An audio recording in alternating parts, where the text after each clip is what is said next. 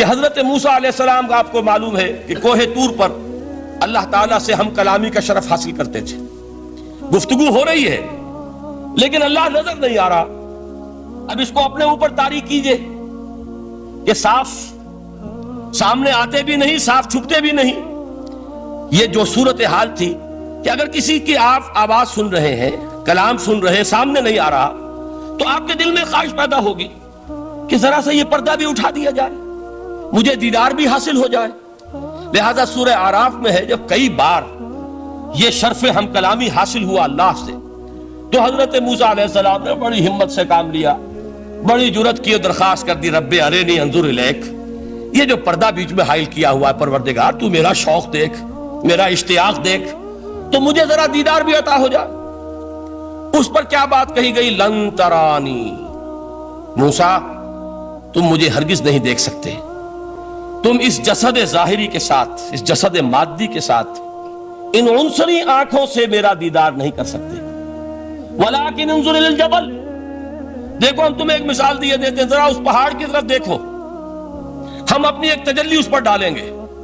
فَإِنِ اسْتَقَرَّ مَكَانَهُ فَسَوْفَ تَرَانِي، اگر وہ پہاڑ ہماری تجلی کو جھیل جائے، تحمل کر لے، تو تم بھی سوچنا کہ شاید ہمیں دیکھ سکو.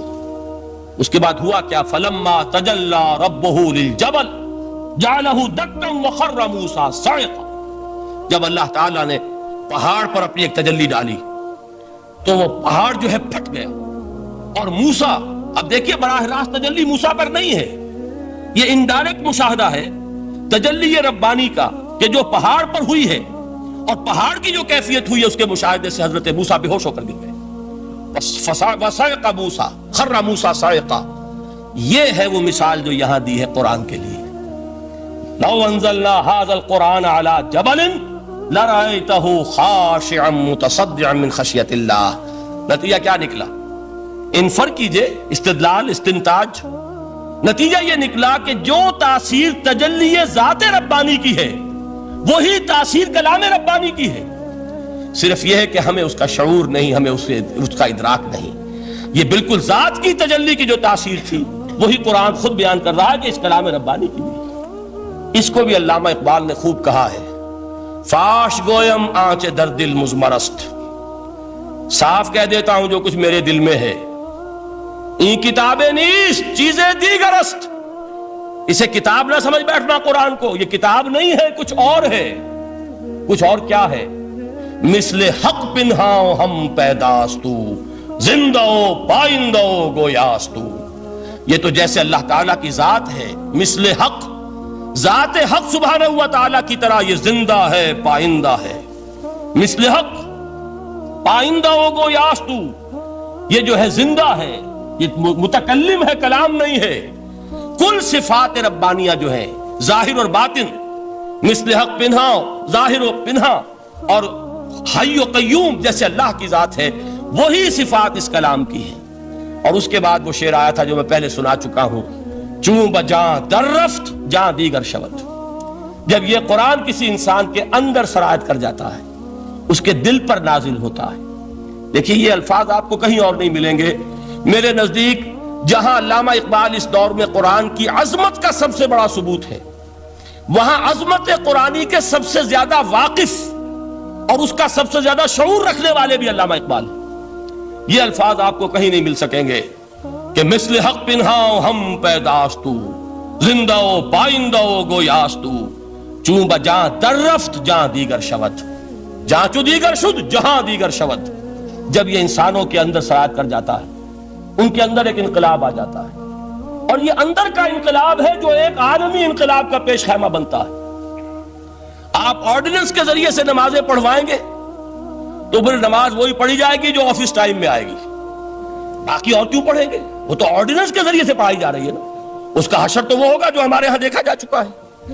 اور اس وقت بھی، اس زمانے میں نے یہ سنا ایک جگہ کہ کلاس 4 امپلائیز جو ہیں، وہ شروع میں جب آرڈیننس نافذ ہوا تھا ہمارے ہاں تو دفتروں میں بڑا اہتمام ہوا، آفیسرز نے خاص طور پر بڑے اہتمام سے ظہر کی نماز پڑھنی شروع کی. لیکن مجھے بتایا گیا کہ کلاس 4 امپلائیز جو ہیں ہمارے، یہ ڈرائیورز ہیں، پی اینز ہیں، یہ کھڑے ہنستے رہتے ہیں، شریک نہیں ہوتے. میں نے ان سے کہا وہ اس لیے کہ انہیں معلوم ہے کہ آپ بھی تو یہی پڑھ رہے ہیں صرف نماز، باقی آپ کے ڈرائیور سے اور آپ کے خانسامہ سے یہ بات چھپی ہوئی نہیں ہے کہ عصر آپ نے بھی نہیں پڑھنی، یہ صرف زور ہے جو آپ پڑھ رہے ہیں۔ تو یہ اصل میں اندر کا انقلاب جب تک نہ آئے، باہر کا ٹھونسا ہوا انقلاب وہ تو جب پریشر ہٹ جائے گا تبدیلی ختم ہو جائے گا۔ چوں بجا در رفت جہاں دیگر شود، اندر انقلاب آئے، جب اندر تبدیلی ہو جائے گی اب انسان کا پورا وجود بدلے گا، پھر اس کے اندر سے تبدیلی جو ہے وہ ابھرے گی، اسے کسی خارجی دباؤ کی ضرورت نہیں ہوگی۔ جہاں چو دیگر شد جہاں دیگر شود، اور جب انسانی شخصیتوں کے اندر یہ انقلاب اندر سے آتا ہے تو پھر وہ عالمی انقلاب بنتا ہے، جیسے کہ محمد رسول اللہ کا انقلاب۔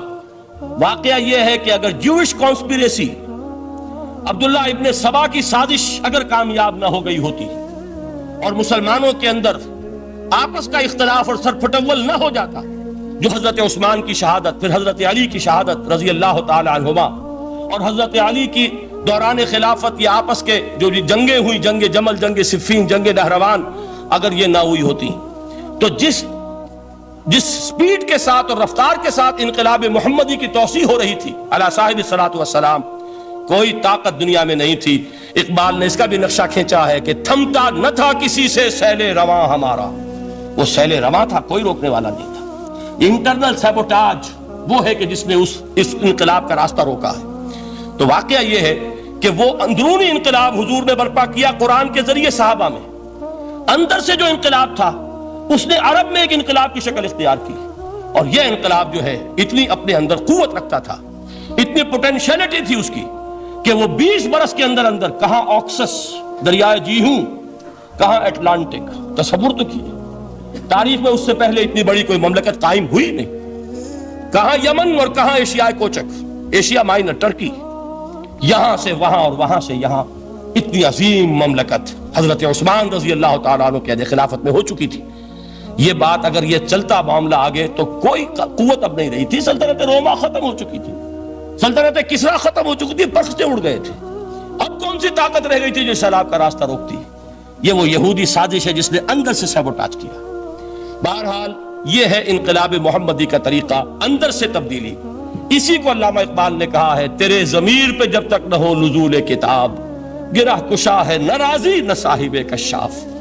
یہ قرآن اب بھی تم ایسے محسوس کرو کہ جیسے تمہارے دل پر نازل ہو رہا ہے۔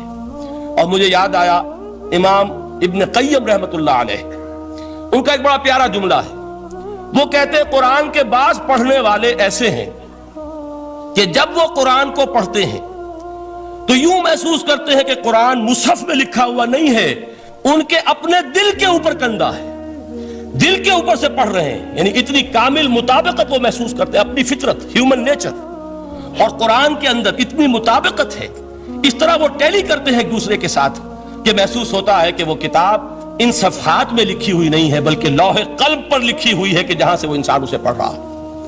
تو پہلی بات تو قرآن مجید کی اس آیت کے حوالے سے اس پہلو سے ہمارے سامنے آئی کہ جو تاثیر ہے ذات ربانی کی تجلی کی، وہی تاثیر ہے اس قرآن مجید کی، بشرطے کہ ہمارے دل جو ہیں وہ کچھ اپنے اندر اس استعداد اور صلاحیت کو پیدا کر لیں۔ دوسرا مقام ہے سورہ یونس کا۔ اب کسی کلام کی عظمت کا دوسرا پہلو ہو سکتا ہے اس کی افادیت کے اعتبار سے، اس سے فائدہ کیا ہوگا نوع انسانی کے لیے۔ دیکھیے دو آیات، یہ عظیم خزانے ہیں عظمت قرآن کے۔ سورہ یونس میں یا ایھا الناس، اے لوگو، قد جاءتکم موعظۃ من ربکم وشفاء لما فی الصدور وہدی ورحمۃ للمؤمنین۔ 4 الفاظ نوٹ کر لیجئے۔ اے لوگو، آ گئی ہے تمہارے پاس وہ چیز تمہارے رب کی طرف سے جو موعظہ ہے۔ موعظہ کسے کہتے ہیں؟ نصیحت۔ اس بات کو ذرا سمجھ لیجئے ترتیب کیا ہے۔ نصیحت اسے کہتے ہیں، جی رہا نہیں جا رہا، میں نے اس کی ترتیب بدلی ہوئی ہے۔ مجھے یاد دلایا ایک صاحب نے کہ سورہ رحمان کی ابتدائی آیات کا بیان تو رہ گیا، وہ رہا نہیں، میں نے پڑھا کسی اور ترتیب سے تھا، بیان کسی اور ترتیب سے کر رہا ہوں۔ پڑھنے میں 4، 2 اور 1، اور اب جو میں بیان کر رہا ہوں پہلے 1 آیت سورہ حشر کی جو بیان کی، اب 2 آیات ہیں سورہ یونس کی۔ لوگوں، تمہارے پاس آ گئی ہے تمہارے رب کی طرف سے موعظت، اور تمہارے سینوں کے اندر جو روگ ہیں ان کے لیے علاج۔ توجہ کیجئے گا، ہم نے قرآن کو کیا سمجھا ہے؟ صرف ایک मुक़द्दस किताब, एक हुसूल सवाब या इसाले सवाब का आला कुरान है क्या? नंबर एक मौइज़ा। मौइज़ा किसे कहते हैं? वाज उसे कहते हैं वो बात जिससे दिल नरम हो जाए, दिल के अंदर गुदास पैदा करने वाली शे। वजह क्या है? आला से आला हकीमाना बात किसी से कही जाए, दिल सख्त है, असर नहीं होगा। एक क्रस्ट आ जाता है इंसान के दिल के ऊपर, जैसे कि यहूद के उलमा के बारे में फरमाया गया, सुम्मा क़सत क़ुलूबुकुम फ़हिय कल हिजारत व अशद्दु क़स्वा व इन्न मिनल हिजारति लमा यतफ़ज्जरु मिनुहुल अनहार व इन्न मिनहा लमा यहबितु मिन ख़श्यतिल्लाह व इन्न मिनहा लमा यशक़्क़ु फ़यख़रुजु मिनुहुल मा। ऐ लोगों, फिर तुम्हारे दिल सख्त होते चले गए, फिर वो पत्थरों के मानिंद सख्त हो गए, बल्कि उनसे भी ज्यादा सख्त। इसलिए कि पत्थरों में तो वो भी होते हैं कि जो अल्लाह के खौफ से गिर जाते हैं, पत्थरों में वो भी होते हैं कि जो अल्लाह की खशियत से फट जाते हैं, उनमें से पानी बह निकलता है। पत्थर तो इस तरह के हैं, लेकिन इंसान का दिल जब सख्त हो जाए, जब पत्थर बन जाए, तो कोई शय दुनिया की उसकी सख्ती का मुकाबला नहीं कर सकती। पहले इस सख्ती को नरम करेंगे, जैसे जमीन है चटियल जमीन, उस जमीन के अंदर हल चलेगा तो बारिश जो है फायदा देगी। उसको आप जमीन को नरम करते हैं ताकि वो बारिश को जज्ब करे, वरना चटियल जमीन है सख्त, वो पानी बह जाएगा और वो जमीन के अंदर जज्ब नहीं होगा। तो पहला लफ्ज इस्तेमाल किया मौइज़ा। ये कुरान वाज है, नसीहत है, दिलों को नरम करता है, दिलों पर जो क्रस्ट आ गया है सख्त उसे तोड़ता है, उसमें हल चलाता है। फिर क्या करता है? फिर जब ये जज्ब होता है, शिफाउन लिमा फिस सुदूर, जो सीने के रोग हैं उनके लिए शिफा है। अब आप गौर कीजिएगा, अल्लामा इकबाल ने इन्हीं दो एतबारात से मुसलमानों का मरसिया कहा है कि मुसलमानों ने इस कुरान को न मौइज़ा के लिए इस्तेमाल किया और न तज़किया नफ्स के लिए इस्तेमाल किया, बल्कि इसको तो सिर्फ बना लिया है वो जान आसानी से निकालने का नुस्खा या इसाले सवाब का आला। चुनाचे कहते हैं वास के लिए वाइज़े दस्ता जनो अफसाना बंद। वाइज जो है हमारे दास्ताने कहते हैं, अफसाने कहते हैं, किस्से कहते हैं, लतीफे कहते हैं। मानिए ऊ पस्त तो हरफे ऊ बुलंद, उसके बयान में मानी तो होते हैं बहुत ही घटिया, नीचे के पस्त। अल्फाज का शिको होता है, अल्फाज बहुत ऊंचे होते हैं। अस खतीमो दैलमी गुफ्तारे ऊ बा ज़ईफ़ो शाज़ो मुरसल कारे ऊ। सारा वाज़ो नसीहत जो हो रहा है वो ज़ईफ हदीसों के जरिए से, ज़ईफ रिवायात बुखारी की हो, मुस्लिम की हो, तिरमिज़ी की हो, इब्ने माजा की हो। कहां खतीब बगदादी और दैलमी, वो किताबें कि जिनकी कोई सनद नहीं है, वहां की रिवायात के जरिए से लोगों को तस्कीर करने की कोशिश कर रहे हैं। बा ज़ईफ़ो शाज़ो मुरसल कारिहू, ज़ईफ़ रिवायात, शाज़ रिवायात, मुरसल रिवायात, जिनका सिलसिला रिवायत मोहम्मद रसूलुल्लाह तक मुत्तसिल नहीं है, इसके जरिए से कर रहे हैं। हालांकि मौइज़ा, सबसे बड़ा मौइज़ा ये कुरान था। कुरान कहता है खुद फज़क्किर बिल कुरान मन यख़ाफ़ु वईद। ऐ मोहम्मद सल्लल्लाहु अलैहि वसल्लम, आप इस कुरान के जरिए नसीहत कीजिए। ये कुरान है जो दिलों की सख्ती को खत्म करेगा, गुदास पैदा करेगा। दूसरी तरफ अल्लामा इकबाल क्या कहते हैं कि जहां तक हमारे यहां जो भी तसव्वुफ के मारूफ हल्के हैं, सूफियाए हक की बात नहीं कह रहा, वहां कव्वाली हो रही होगी तो हाल आ जाएगा। सूफिये पश्मीना पोशे हाल मस्त, अज शराबे नगमे कव्वाल मस्त। कव्वाल से जो कुछ मिल रहा है, हाल आ रहा है, मस्ती आ रही है, कैफ और सुरूर हासिल हो गया है। सूफिये पश्मीना पोशे हाल मस्त, अज शराबे नगमे कव्वाल मस्त। लेकिन ये कि उसकी महफिल में दरनमी साजत बकुरान महफिलश, उसकी महफिल में कुरान का कहीं गुजर नहीं है। जबकि मोहम्मद रसूलुल्लाह सल्लल्लाहु अलैहि वसल्लम की भी एक महफिल होती थी, महफिल समा। वो महफिल समा क्या थी? हुजूर सहाबा से फरमाइश कर करके कुरान सुनते थे। हजरत अब्दुल्लाह इब्न मसऊद रज़ी अल्लाह तआला अन्हु की रिवायत मौजूद है कि मुझे एक मर्तबा हुक्म दिया हुजूर ने कि कुरान सुनाओ। मैंने अर्ज किया हुजूर आपको सुनाऊं, आप पर तो नाजिल हुआ है। तो हुजूर ने फरमाया नहीं, मुझे किसी और से सुनकर कुछ और लुत्फ हासिल होता है। अब इम्तिसाल अम्र में हजरत अब्दुल्लाह इब्न मसऊद रज़ी अल्लाह तआला अन्हु ने सूरह निसा पढ़नी शुरू की। 41वीं आयत पर पहुंचे। चश्मे तसव्वुर से देखिए कि हुजूर भी तशरीफ फरमा है, सहाबा किराम की महफिल है, और सहाबा कैसे बैठा करते थे अदब के साथ। एक रिवायत में अल्फाज आए, ऐसे बैठते थे साकित और सामित होकर, بالکل خاموش، سکون، ساکن اور ساکت اور سامت، کہ جیسے ان کے سروں پر پرندے بیٹھے ہیں کہ ذرا جنبش کریں گے تو پرندہ اڑ جائے گا، اس ادب کے ساتھ۔ تو وہ محفل جو ہے حضور صلی اللہ علیہ وسلم کی، اور ایک صحابی حضرت عبداللہ ابن مسعود گردن نیچی کیے ہوئے ہیں اور قرآن پڑھتے چلے جا رہے ہیں۔ جب اس آیت پر پہنچے فَكَيْفَ إِذَا جِئْنَا مِن كُلِّ أُمَّةٍ بِشَهِيدٍ وَجِئْنَا بِكَ عَلَىٰ هَٰؤُلَاءِ شَهِيدًا، کیا ہوگا اس دن جس دن کہ ہم ہر امت پر ایک گواہ کھڑا کریں گے، اور اے نبی آپ کو گواہ بنا کر لائیں گے ان کے خلاف، آپ کو یہ ٹیسٹیفائی کرنا ہوگا کہ اللہ تیرا جو کلام میرے پاس آیا تھا میں نے پہنچا دیا تھا، اب ان کی ذمہ داری ہے، they are accountable, they are responsible۔ اس پر حضور نے فوراً فرمایا حسبک حسبک، بس کرو بس کرو۔ اور حضرت عبداللہ ابن مسعود فرماتے ہیں کہ میں نے جب نگاہ اٹھا کر دیکھا حضور کے آنکھوں سے آنسو روا تھے۔ یہ ہے سماع، یہ محفل سماع ہے، کاش کہ اللہ تعالی ہمیں اس کی توفیق عطا فرمائے۔ یہ ہے مسنون محفل سماع، اس قرآن کے اندر وہ گداز ہے۔ آیا کہ نہیں ساتویں پارے کے بالکل آغاز میں وَإِذَا سَمِعُوا مَا أُنزِلَ إِلَى الرَّسُولِ تَرَىٰ أَعْيُنَهُمْ تَفِيضُ مِنَ الدَّمْعِ مِمَّا عَرَفُوا مِنَ الْحَقِّ يَقُولُونَ رَبَّنَا آمَنَّا فَاكْتُبْنَا مَعَ الشَّاهِدِينَ۔ تو یہ ہے دوسری چیز کہ در حقیقت تزکیہ نفس کا ذریعہ یہ قرآن ہے۔ سینوں میں جو روگ ہیں، حب دنیا، حب مال، حب شہرت، حب اقتدار، جس کو کہ ایڈلر کہتا ہے دی ارج ٹو ڈومینیٹ، میرا غلبہ ہو، میرا تسلط ہو، میں نمایاں ہو جاؤں، میری حکومت بن جائے، اختیار میرے ہاتھ میں آ جائے، دی ارج ٹو ڈومینیٹ۔ یہ ساری ارجز ہیں ہماری در حقیقت جس سے فساد رونما ہے۔ یہ حب مال ہے جس کی وجہ سے ہمارے اندر تنافس ہے۔ الہاکم التکاثر حتی زرتم المقابر، یہ کثرت اور بہتات کی طلب تمہیں غافل کیے رکھتی ہے، یہاں تک کہ قبروں تک جا پہنچتے ہو۔ آنکھ انسان کی کھل نہیں پاتی، جس کے پاس 10 نسلوں کے لیے کھانے کو موجود ہے، اس کی بھی حرص جو ہے اور مزید کا لالچ جو ہے وہ ختم نہیں ہوتا۔ یہ چیزیں ہیں اصل روگ، ان دلوں کے روگوں کا اور سینوں کے اندر کے ان امراض کا علاج قرآن ہے۔ یا ایھا الناس قد جاءتکم موعظۃ من ربکم وشفاء لما فی الصدور۔ اب جب یہ دو چیزیں ہو جائیں گی، اب تیسرا لفظ ہے ہدن۔ ہدایت بیکار ہے جب تک دل میں گداز نہ ہو، ہدایت بیکار ہے جب تک کہ نیت درست نہ ہو۔ کوئی شخص بڑا عالم ہے لیکن اپنے علم کو اس نے ذریعہ بنایا ہے دنیا کمانے کا، تو در حقیقت یہ قرآن اس کے حق میں ہدایت نہیں ہے، اس کے حق میں عذاب خدا بندی کا ذریعہ بن رہا۔ حضور نے خود فرمایا القرآن حجت لک او علیک، یہ قرآن یا تمہارے حق میں حجت ہے یا تمہارے خلاف حجت بنے گا قرآن کے قیامت کے دن۔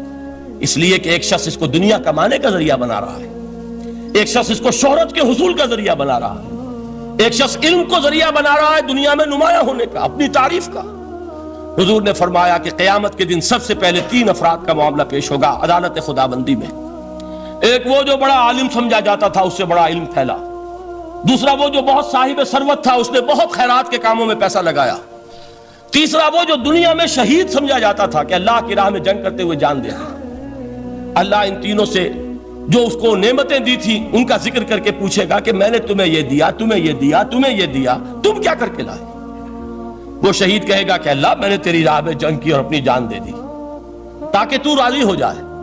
اللہ فرمائے گا کذبتا، تو نے جھوٹ بولا، انک قد قاتلت لان یقال جریء، تو نے تو یہ جنگ اس لیے کی تھی کہ کہا جائے کہ بڑا جری ہے، بڑا بہادر ہے۔ یہ لوگوں سے بہادری کے تمغے لینا تمہارا مقصود تھا۔ وقد قیل، وہ کہا جا چکا ہے، اب یہاں تمہارے لیے کچھ نہیں۔ اور فرشتوں کو حکم ہوگا اور وہ اوندے منہ اس کو گھسیٹتے ہوئے جہنم میں جھونک دیں گے۔ دنیا میں شہید سمجھا جا رہا ہے، آخرت میں جہنمی ہے۔ یہی حال اس عالم کا ہوگا، یہی حال اس دولت مند کا ہوگا۔ تم نے یہ علم پھیلایا تھا کہ تمہارے علم کا چرچا ہو جائے، تمہاری شہرت ہو جائے، لوگ تمہاری دست بوسی کرنے لگے، لوگ تم سے جھک کر ملے۔ وہ دنیا میں ہو گیا، تمہارا مطلوب مل چکا، تمہارا مقصود حاصل ہو چکا، اب یہاں کچھ نہیں۔ تو جان لیجئے کہ جب تک دلوں کے روگ درست نہ ہوں، علم بیکار ہے، ہدایت قطعاً غیر مفید ہے۔ پہلے دلوں کا کرسٹ اترے، اس کی سختی دور ہو، یہ ہے موعظہ۔ دلوں کے اندر سے حب جاہ، حب دنیا، حب مال نکلے، یہ ہے تزکیہ، شفاء لما فی الصدور۔ اب ہدایت خداوندی، اب راستہ آپ دیکھیں گے اور اس راستے پر چلیں گے۔ یہ ہدایت جو ہے دنیا میں، یہی آخرت میں رحمت کی شکل میں ظاہر ہوگی۔ جنہوں نے اس قرآن کی ہدایت سے فائدہ اس دنیا میں اٹھایا، آخرت میں رحمت خدابندی کی بدلیاں ان پر سایہ کریں گی۔ ایک حدیث میں تو باقاعدہ الفاظ آئے ہیں کہ سورہ بقرہ اور سورہ آل عمران یہ دو بدلیوں کی صورت میں ظاہر ہوں گی میدان حشر میں، اور ان لوگوں پر سایہ کریں گی کہ جن کو ان سے بڑی محبت تھی۔ یہ چار الفاظ نوٹ کر لیجئے اسی ترتیب کے ساتھ: یا ایھا الناس قد جاءتکم موعظۃ من ربکم وشفاء لما فی الصدور وہدی ورحمۃ للمؤمنین قل بفضل اللہ وبرحمتہ۔ اے نبی کہہ دیجئے یہ اللہ کا بڑا فضل ہے، لوگوں سمجھو، اس کی بڑی رحمت کا ظہور ہوا ہے اس قرآن کی شکل میں، اس کی رحمت کا مظہر عدم قرآن ہے، اس کے فضل کا سب سے بڑا ثبوت قرآن ہے۔ فبذالک فلیفرحوا، اس پر انہیں خوشیاں منانی چاہیے۔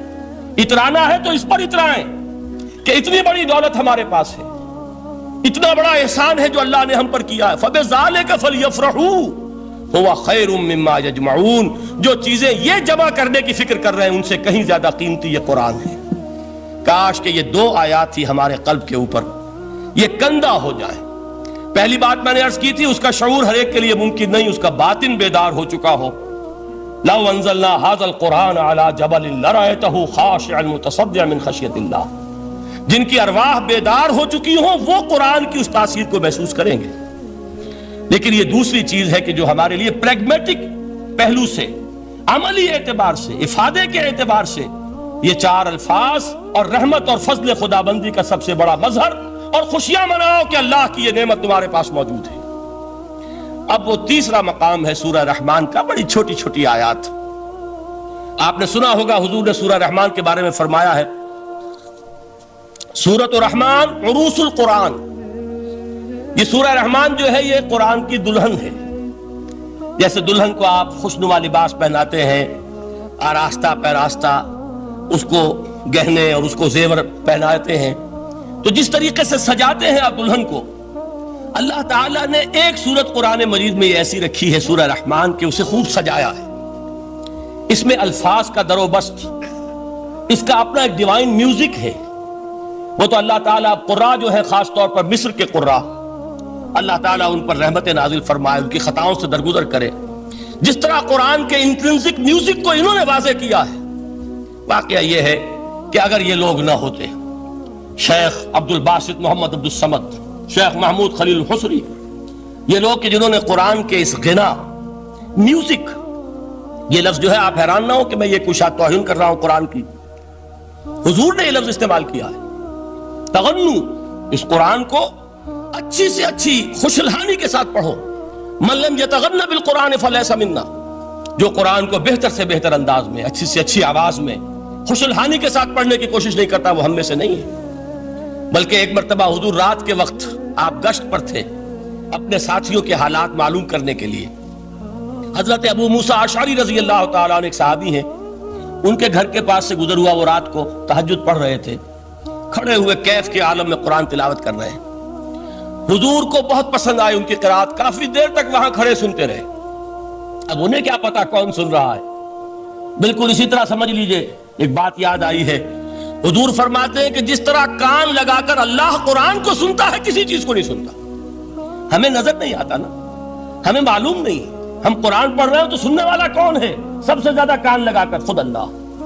یہاں اس لیے مجھے یاد آیا کہ ابو موسیٰ اشعری کو کیا پتا تھا کہ کون سن رہا ہے۔ وہ اپنی کیفیت میں نماز میں تہجد میں قرآن کی تلاوت کر رہے تھے، اور ظاہر بات ہے ان کے گھر ایکڑوں میں بنے ہوئے نہیں تھے، ایک ایک کمرہ، ایک ایک کوئی حجرہ، ایسے ہی تو گھر تھے نا صحابہ کے۔ لہذا حضور پاس سے گزرے، آواز آئی، کافی دیر سنتے رہے۔ اس کے بعد آپ تشریف لے گئے، صبح فجر میں ملاقات ہوئی تو حضور نے تحسین کے انداز میں فرمایا، یا ابا موسیٰ انک قد اوتیت مزمارا من مزامیر آل داؤد، اے ابو موسیٰ تمہیں تو آل داؤد کے سازوں میں سے ایک ساز اللہ نے عطا فرما دیا ہے۔ جس طرح حضرت داؤد، لہن داؤدی مشہور ہے کہ جب وہ پچھلے پہر رات کو حمد کے ترانے الاپتے تھے، قرآن میں ہے کہ پرندے شامل ہو جاتے تھے ساتھ، اور پہاڑ وجد میں آتے تھے، پہاڑ بھی ان کے ساتھ شریک ہوتے تھے۔ تو جس طرح کا اللہ نے ان کو لہن عطا فرمایا تھا، حضور نے تحسین کے انداز میں فرمایا ہے ابو موسیٰ اشعری، اللہ نے تمہیں بھی آل داؤد کے سازوں میں سے ایک ساز عطا فرمایا۔ بہرحال قرآن مجید کا جو یہ میوزک ہے، قرآن کے الفاظ کا جو حسن ہے، جہاں تک حسن معنوی ہے وہ تو ہر لفظ میں ہے، لیکن یہ حسن ظاہری، حسن صوتی، حسن لفظی، یہ اپنے کلائمیکس پر آپ کو نظر آئے گا سورہ رحمان میں۔ لیکن قرآن میں یہ سورت اس اعتبار سے بھی ممتاز ہے، اس کی 4 آیات پر ذرا توجہ کریں گے، عجیب حقائق سامنے آئیں گے۔ جہاں یہ قرآن مجید کے حسن صوت اور حسن لفظی کی معراج ہے، وہیں اس کی پہلی 4 آیات میں 4 چوٹی کی چیزوں کا ذکر ہے، سب سے اونچی چیزیں۔ پہلی آیت کیا ہے؟ الرحمن، ایک آیت ہو گئی۔ رحمان کیا ہے؟ اللہ کا نام ہے۔ کبھی آپ نے غور کیا اللہ کے ناموں میں سب سے پیارا نام کون سا ہوگا؟ رحمان۔ کیوں؟ اس کا مادہ کیا ہے؟ رحمت۔ ہمیں سب سے بڑھ کر جس چیز کی ضرورت ہے وہ کیا ہے؟ رحمت خداوندی۔ نام اچھی طرح سن لیجئے اس حضور کی قول کو۔ حضور فرماتے کوئی شخص جنت میں مجرد اپنے عمل کی بنیاد پر داخل نہیں ہو سکے گا جب تک کہ رحمت خداوندی دستگیری نہ کرے۔ کسی صحابی نے بڑی ہمت اور جرأت کا ثبوت دیا کہ پوچھ لیا کیا حضور آپ بھی؟ جب آپ نے فرمایا کوئی شخص داخل نہیں ہو سکتا جنت میں محض اپنے عمل کی بنیاد پر جب تک کہ رحمت خداوندی جو ہے وہ دستگیری نہ فرمائے۔ پوچھا گیا کیا آپ بھی؟ آپ نے فرمایا ہاں میں بھی۔ آپ اندازہ کیجئے کہ اگر محمد الرسول اللہ بھی رحمت خداوندی کے ضرورت مند ہوں تو تاب دیگراں چہ رسد، ہماری تو سب سے بڑی ضرورت رحمت خداوندی ہے۔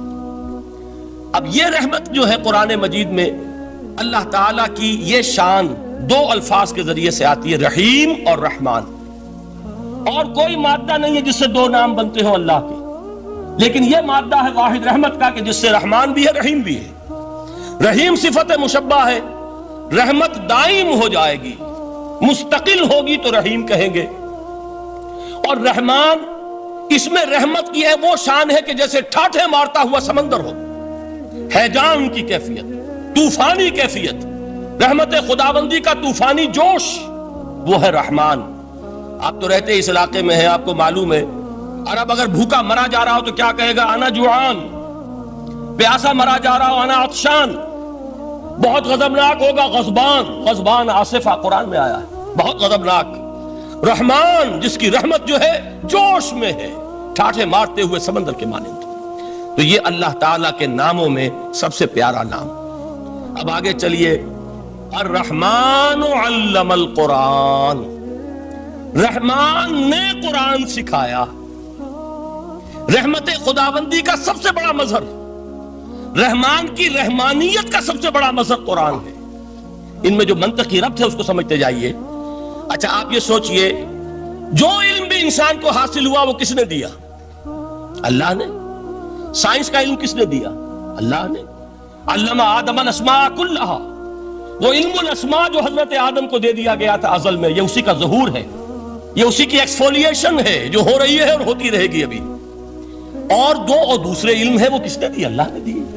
لا یحیطون بشیء من علمہ الا بما شاء، مخلوق میں سے کوئی اللہ کے علم میں سے کسی شے کا احاطہ نہیں کر سکتا مگر وہ جتنا اللہ دینا چاہے۔ لیکن یہ کہ تمام علوم میں چوٹی کا علم قرآن۔ نوٹ کرتے جائیے، اب چوٹی کی چیزیں جمع کیجئے۔ اللہ کے ناموں میں چوٹی کا نام رحمان، اللہ نے جو کچھ انسان کو سکھایا اس میں چوٹی کا علم قرآن۔ خلق الانسان، انسان کو پیدا فرمایا۔ سوال یہ کہ حیوانات کو کس نے پیدا فرمایا؟ آسمان کس نے پیدا کیے؟ زمین کس نے پیدا کی؟ فرشتے کس نے پیدا کیے؟ کیا مطلب خلق الانسان؟ اس کی تمام مخلوقات میں اس کا کلائمیکس، اس کی تخلیق کی معراج، اس کے تخلیق کا نقطہ عروج انسان ہے۔ یہ ہے کہ جو مسجود ملائک بنا ہے۔ وَلَقَدْ كَرَّمْنَا بَنِي آدَمَ وَحَمَلْنَاهُمْ فِي الْبَرِّ وَالْبَحْرِ وَرَزَقْنَاهُمْ مِنَ الطَّيِّبَاتِ وَفَضَّلْنَاهُمْ عَلَى كَثِيرٍ مِّمَّنْ خَلَقْنَا تَفْضِيلًا۔ تو تخلیق میں سب سے اونچی تخلیق انسان کی، علموں میں سب سے اونچا علم قرآن کا، اللہ کے ناموں میں سب سے اونچا نام رحمان۔ اب آئیے چوتھی چیز، علمہ البیان، انسان کو بیان کی صلاحیت عطا فرمائی۔ کیا اور کوئی صلاحیت عطا نہیں کی؟ بینائی کس نے دی؟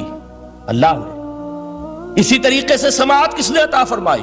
اللہ نے۔ کتنی فیکلٹیز ہیں، کتنے ایکسٹرنل آرگنز ہیں سینس کے، کتنے انٹرنل سینسز ہیں جو اللہ نے دیے ہیں.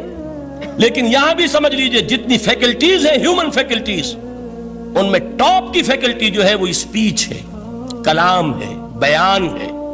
جن لوگوں نے میڈیکل سائنس کا مطالعہ کیا ہے وہ جانتے ہیں کہ یہ برین ہے، ہیومن برین، اس برین میں جو وہ اوپر ایک زرد سا مادہ ہوتا ہے، گرے میٹر، اس کی ایک کوٹنگ ہوتی ہے، یہ ہائیسٹ ایوالوڈ فارم ہے، اور اس میں سب سے بڑا رقبہ جو ہے وہ اسپیچ سینٹر کہلاتا ہے.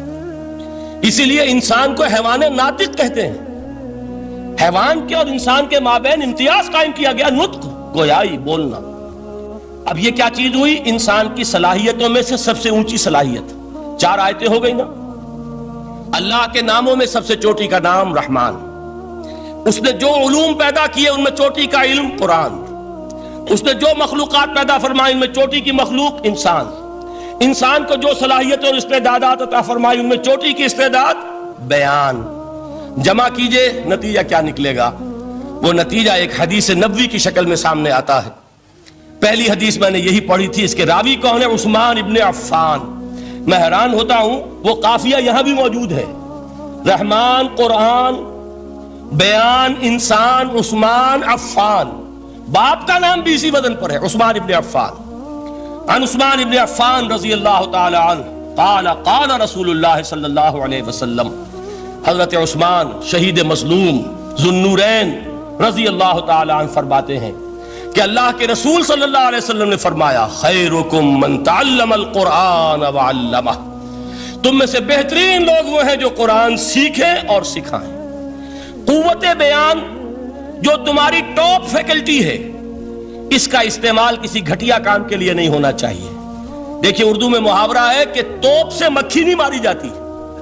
توپ بنائی گئی ہے کسی بڑی شے کے لیے، مکھی مارنے کے لیے توپ استعمال نہیں ہوتی.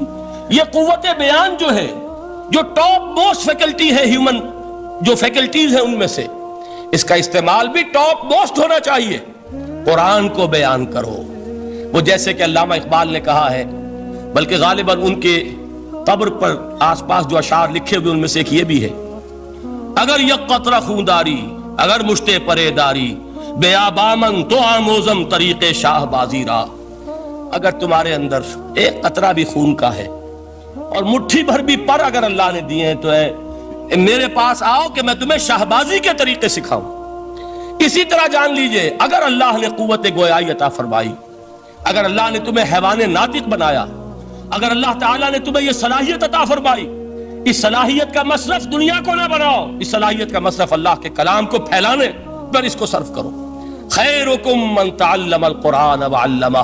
خیر جب لفظ آتا ہے بغیر من کے، ورنہ تو آتا خیر من ہو تو یہ ہوگی کمپیریٹیو جو ایک ایڈجیکٹیو جو ہوتی ہے، لیکن یہ سپرلیٹیو ڈگری ہے جب بغیر من کے ہوگا. خیرکم، دی بیسٹ امنگسٹ یو، جو تم میں بہترین لوگ ہیں وہ کون ہیں؟ من تعلم القرآن وعلمہ، جو قرآن سیکھیں اور سکھائیں، قرآن پڑھیں اور اسے بیان کریں. آج جان لیجئے سب سے بڑی ضرورت اس بات کی ہے کہ آج کا قرآن پڑھیں. آپ حیران ہوں گے کہ یہ کیا کہا اس نے. دیکھیے قرآن اترا ہے 1400 برس پہلے، لیکن تا قیام قیامت نوع انسانی کو جتنے مسائل درپیش ہوں گے ان سب کا حل اس میں ہے. البتہ کھودنا پڑے گا، گہرائی میں اترنا ہوگا. ایک قرآن کی سطح ہے، اس سطح نہیں، اس کی گہرائیوں کے اندر غوطہ زنی کرو. قرآن میں ہو غوطہ زن اے مرد مسلمان. اور آج کا قرآن یعنی آج کی ہدایت جو اللہ نے اس میں رکھی ہوئی ہے، ڈگ اٹ آؤٹ، اس کو نکالو اس کے اندر سے. ابھی میں حدیث جو آپ کو سناؤں گا اس میں یہ تصور آئے گا سامنے اور واضح ہو کر. آج کے انسان کی رہنمائی اس قرآن سے اخذ کر کے انسان تک پہنچاؤ. یہ ہے فریضہ محمد الرسول اللہ کی امت کا صلی اللہ علیہ وسلم. آپ نے وہ حدیث سنی تھی کہ بلغوا عنی ولو آیۃ. حضور نے خطبہ حجۃ الوداع میں پہلے تو گواہی لی مسلمانوں سے، 1.25 لاکھ کا مجمع جمع تھا. حجۃ الوداع آخری حج. آپ نے اپنے خطبے میں جس کے چند جملے میں سنا چکا ہوں آپ کو ایچ جی ویلز کے حوالے سے، اپنی تعلیمات کے اہم نکات کو بار بار دہرا کر بیان کیا، ہیمر کیا، اچھی طرح ذہنوں میں اتارا. اس کے بعد ایک سوال کیا، الا هل بلغت، لوگوں میں نے پہنچا دیا کہ نہیں؟ اور پورے مجمع نے کہا انا نشهد انک قد بلغت. بلکہ ایک روایت میں الفاظ بڑے پیارے آئے ہیں، انا نشهد انك قد بلغت الرسالة واديت الامانة ونصحت الامة وكشفت الغمة. ہاں حضور ہم گواہ ہیں، آپ نے امانت ادا کرنے کا حق ادا کر دیا، رسالت کے فرائض کا حق ادا کر دیا، امت کی خیر خواہی کا حق ادا کر دیا، اور آپ نے گمراہی کے پردوں کو چاک کر دیا، اندھیروں کو چاک کر دیا. 3 مرتبہ حضور نے سوال کیا، 3 مرتبہ جواب لیا. پھر آپ نے نگاہ آسمان کی طرف اٹھائی، انگشت شہادت سے 3 مرتبہ اشارہ کیا، اللہم اشہد، اللہم اشہد، اللہم اشہد، اے اللہ تو بھی گواہ ہے، یہ مان رہے ہیں کہ میں نے یہ قرآن ان تک پہنچا دیا. یعنی جسے آپ انگریزی میں کہتے ہیں سائی آف ریلیف، کہ ایک بڑا بھاری بوجھ آ پڑا تھا، بڑی ذمہ داری تھی. انا سنلقی علیک قولا ثقیلا، اے محمد ہم آپ پر ایک بڑی بھاری بات ڈالنے والے ہیں. اے اللہ گواہ ہے کہ وہ بوجھ میرے کاندھے سے اتر گیا. یہ تسلیم کر رہے ہیں کہ میں نے حق امانت ادا کر دیا. تیری امانت تھی میرے پاس یہ کلام، اللہ کا یہ پیغام انسانوں کے لیے نازل ہوا محمد پر صلی اللہ علیہ وسلم. تو امانت کا بوجھ کس کے بارے گرا، کس کے کاندھے پر ہے؟ حضور کے. اگر ادا نہ کرتے، ابھی وہ آپ نے آیت سنی تھی، یا ایھا النبی بلغ ما انزل الیک من ربک فإن لم تفعل فما بلغت رسالتہ. یا ایھا الرسول، اے رسول صلی اللہ علیہ وسلم پہنچا دیجئے جو کچھ نازل کیا گیا ہے آپ پر آپ کے رب کی طرف سے، اور اگر بالفرض آپ نے ایسا نہ کیا تو امانت کا حق ادا نہیں ہوگا، رسالت کا حق ادا نہیں ہوگا. حضور نے پہنچا کر گواہی لے کر جیسے کہ ایک اطمینان کا سانس لیا، اللہم اشہد، اللہ تو بھی گواہ رہے. اس کے بعد آپ نے فرمایا تھا وہ چھوٹا سا جملہ جو آپ میں سے ہر شخص بآسانی یاد کر کے اٹھ سکتا ہے، فَلْيُبَلِّغِ الشَّاهِدُ الْغَائِبَ. اب پہنچائیں وہ جو یہاں ہیں ان کو جو یہاں نہیں ہیں، اس لیے کہ میری رسالت پوری نوع انسانی کے لیے. وقت فرصت ہے کہاں، کام ابھی باقی ہے، نور توحید کا اتمام ابھی باقی ہے. ابھی تو ہند تک یہ پیغام جانا ہے، چینیوں تک جانا ہے، ابھی یورپ میں اس پیغام کو پہنچنا ہے. دی اذانیں کبھی یورپ کے کلیساؤں میں، کبھی افریقہ کے تپتے ہوئے صحراؤں میں. یہ کون کرے گا؟ اے امت محمد، یہ ذمہ داری اب تمہاری ہے صلی اللہ علیہ وسلم. اسی کو آپ نے مزید تاکیداً فرمایا، بلغوا انی ولو آیۃ، میرا کوئی امتی بھی اس سے بالکل فارغ نہ رہ جائے، بالکل محروم نہ رہے، ایک آیت بھی پہنچا سکتا ہو تو پہنچائے. یہ ہے وہ ذمہ داری کہ جو اس حدیث کی روح سے خیرکم من تعلم القرآن وعلمہ. ایک ہوتا ہے ذمہ داری کو ایک بوجھ کی حیثیت سے، ایک فرض کی حیثیت سے بیان کرنا، یہاں ہے تشویق اور ترغیب کا انداز. کون نہیں چاہتا کہ میں بہتر سے بہتر کیریئر اختیار کروں؟ کون نہیں چاہتا کہ میری زندگی اعلیٰ سے اعلیٰ ہو؟ کون نہیں چاہتا کہ میرا وقت جو ہے اس کی بڑی سے بڑی قیمت مجھے ملے؟ کاش کہ ہمیں معلوم ہوتا کہ قرآن کا سیکھنا اور سکھانا کتنا اعلیٰ کیریئر ہے. کاش کہ ہمیں معلوم ہوتا کہ قرآن کی تبلیغ اور دعوت، اس میں جو لمحہ گزر رہا ہے وہ کتنا قیمتی ہو گیا ہے، اس کا کتنا بڑا اجر و ثواب اللہ کے ہاں ملنا ہے. تو خیرکم من تعلم القرآن وعلمہ، تم میں سے بہترین لوگ وہ ہیں جو قرآن سیکھیں اور سکھائیں. دوسری حدیث حضرت عمر سے مروی ہے رضی اللہ تعالیٰ عنہ. یہ پہلی روایت متفق علیہ تھی، بخاری اور مسلم دونوں میں موجود ہے. دوسری روایت صحیح مسلم کی ہے. حضرت عمر فرماتے ہیں، قال قال رسول اللہ صلی اللہ علیہ وسلم ان اللہ یرفع بہذا الکتاب اقواما ویضع بہ آخرین. اللہ اب اس کتاب کے ذریعے قوموں کو اٹھائے گا اور اسی کو ترک کرنے کے باعث رسوا کر دے. یہ ہے اب ابد الآباد تک کے لیے، خاص طور پر مسلمانوں کے لیے اللہ تعالیٰ کا یہ قانون. اس کتاب کو لے کر اٹھیں گے سربلند ہوں گے، اس کتاب کو پیٹھ دکھائیں گے ذلیل کر دیے جائیں. یہ گویا کہ اب امت مسلمہ کی قسمت جو ہے وہ تلے گی اس کتاب کی میزان میں. اسی میں طے ہوگا کہ ان کے لیے عروج ہو یا زوال ہو. اسی کو وہ جواب شکوہ میں علامہ اقبال نے سادہ ترین الفاظ میں کہا تھا، وہ زمانے میں معزز تھے مسلمان ہو کر اور تم خار ہوئے تاریک قرآن ہو کر. فارسی میں اسی کو مفہوم کو جو ادا کیا ہے جس خوبصورتی سے، اس کا تو جواب نہیں ہے کہ اے مسلمان خار از مہجوری قرآن شدی، تم جو ذلیل و خار ہو گئے ہو دنیا میں. ایک سوال شاعر نے کبھی کیا تھا نا، بڑا پیارا سوال تھا، ہے آج کیوں ذلیل کے کل تک نہ تھی پسند، گستاخی فرشتہ ہماری جناب.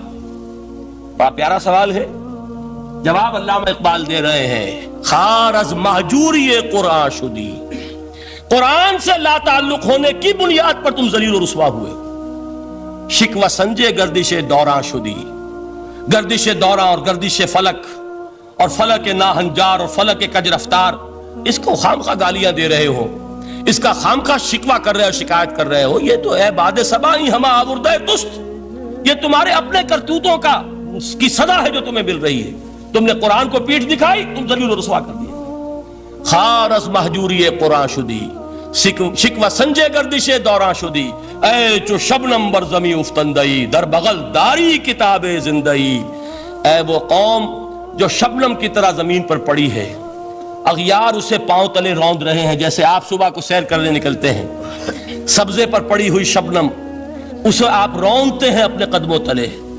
اے امت محمد، آج تو دنیا کی قوموں کے سامنے اسی طرح پابال ہے، سرنگوں ہے، لیکن ہوش میں آ کہ تیری بغل میں وہ کتاب زندہ موجود ہے، وہ کتاب زندہ جس نے کہ دنیا میں یہی جزیرہ نما عرب وحشی لوگوں کا مسکن، نہ یہاں علم، نہ یہاں تمدن، نہ یہاں تہذیب، نہ یہاں تنظیم، کوئی ڈسپلن نہیں، کوئی حکومت نہیں، کوئی تہذیب نہیں، کچھ نہیں، تاریکیاں ہی تاریکیاں۔ یہی کتاب تھی جس نے اسے منور کیا، یہی کتاب تھی جس نے دنیا کا امام بنایا، یہی کتاب تھی جس نے دنیا کا معلم بنایا، یہ کتاب تھی جس نے نئے نئے علوم ایجاد کرنے سکھائے، یہ کتاب تھی جس کی بدولت یہی عرب تھے جنہوں نے یونان کے فلسفے اور سائنس کو جو مر چکے تھے انہیں زندہ کیا، ان میں نئی چیزوں کا اضافہ کیا اور اسپین کی یونیورسٹیوں کے ذریعے سے یورپ تک دوبارہ پہنچا دیا۔ یہ وہ کتاب ہے، در بغل داری کتاب زندگی۔ اقبال نے کیسے کیسے شکوے کہے ہیں، اسی قرآن میں ہے اب تر کے جہاں کی تعلیم، جس نے مومن کو بنایا مہو پرویں کا امیر۔ اس قرآن کو لے کر مسلمان نکلا ہے، ایک ہاتھ میں قرآن، ایک میں تلوار۔ برا نہ مانیے، قرآن تلوار کا نام بھی آپ اپولوجیٹک انداز میں نہ لیا کریں۔ انقلاب کی تکمیل تلوار سے ہوتی ہے، انقلاب کی تمہید کسی کتاب سے ہوتی ہے، اچھی طرح جان لیجیے۔ کبھی انقلاب صرف کتاب سے نہیں آیا، کتاب سے ذہن بدلتے ہیں، کتاب سے فکر بدلتی ہے، کتاب سے سوچ بدلتی ہے، کتاب سے ایک جماعت تیار ہوتی ہے، ایک قوت تیار ہوتی ہے۔ وہ 313 جو میدان بدر میں تھے وہ قرآن کا اعجاز کا ظہور تھے، لیکن ان کے ہاتھوں میں تلوار آئی ہے، ہم اسے ڈینائی نہیں کریں گے کہ در حقیقت انقلاب محمدی کی تکمیل میں یقیناً تلوار کا حصہ، لیکن یہ تلوار ہاتھ میں لینے والے آتے کہاں سے اگر قرآن کے ذریعے سے محمد الرسول اللہ نے وہ جماعت تیار نہ کی ہوتی، وہ کام کیا ہے، یتلو علیہم آیاتہ ویزکیہم ویعلمہم الکتاب والحکمہ، وہ سارا عمل قرآن کے گرد گھوم رہا جس سے وہ جماعت تیار ہوئی۔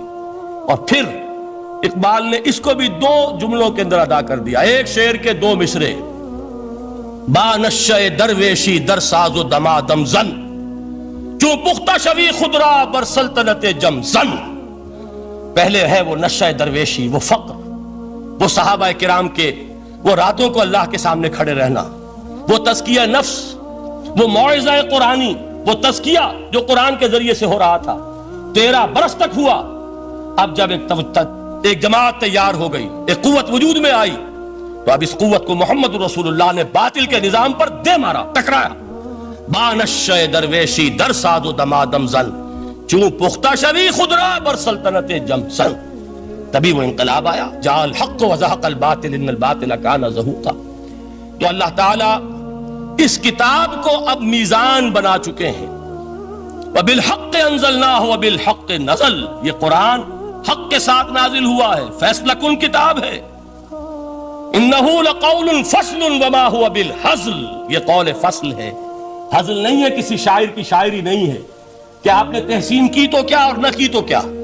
یہ کتاب وہ ہے کہ اگر مانو گے تو مہو پرویں کا امیر بنو گے، اور اگر اس کو پیٹھ دکھائے رکھو گے جیسے دکھائی تم نے تو ذلیل کر دیے جاؤ گے، رسوا کر دیے جاؤ گے، جیسے کہ آج کم سے کم 300 برس سے پوری دنیا میں مسلمان ذلیل اور خوار ہیں۔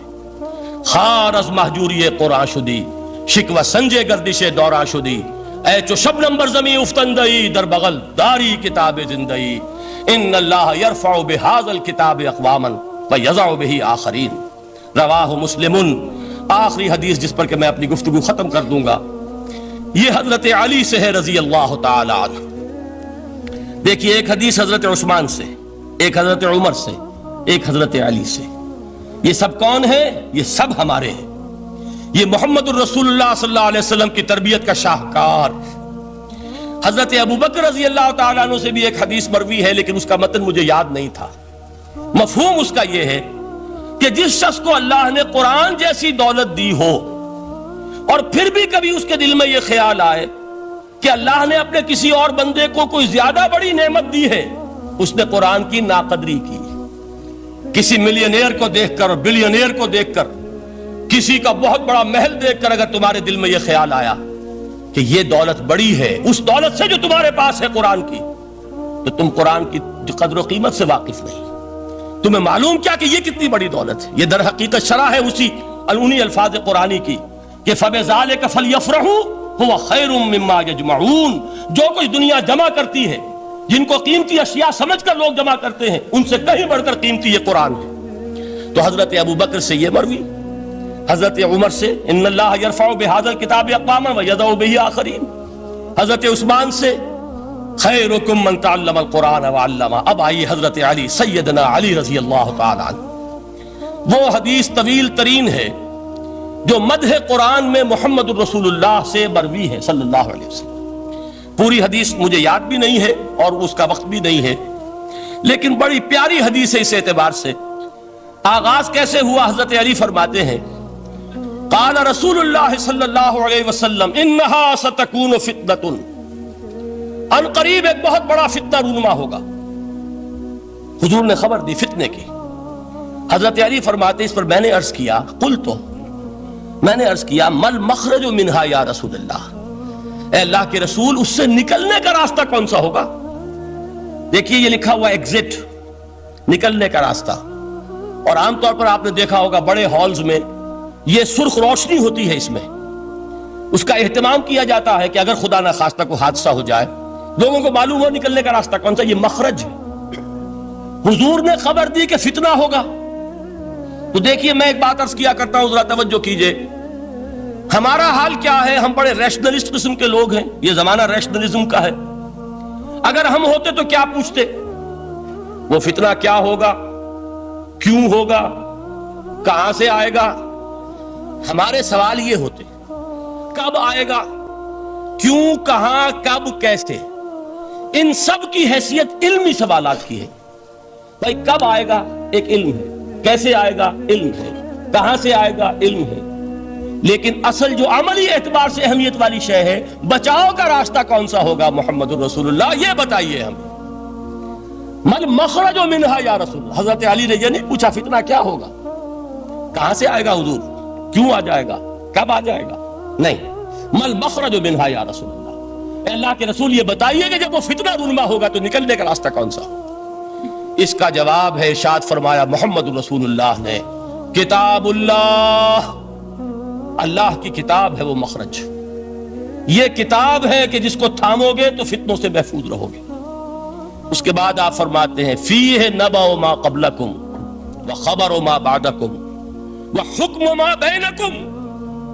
اس میں تم سے پہلوں کی بھی خبریں موجود ہیں، عاد اور سمود اور قوم نوح اور قوم ہود اور قوم لوط اور قوم صالح اور آل فرعون. یہ کون ہے؟ من قبلکم، تم سے پہلے. وفیہ خبر ما بعدکم، جو کچھ تمہارے بعد ہونے والا ہے اس کی خبریں بھی موجود ہیں.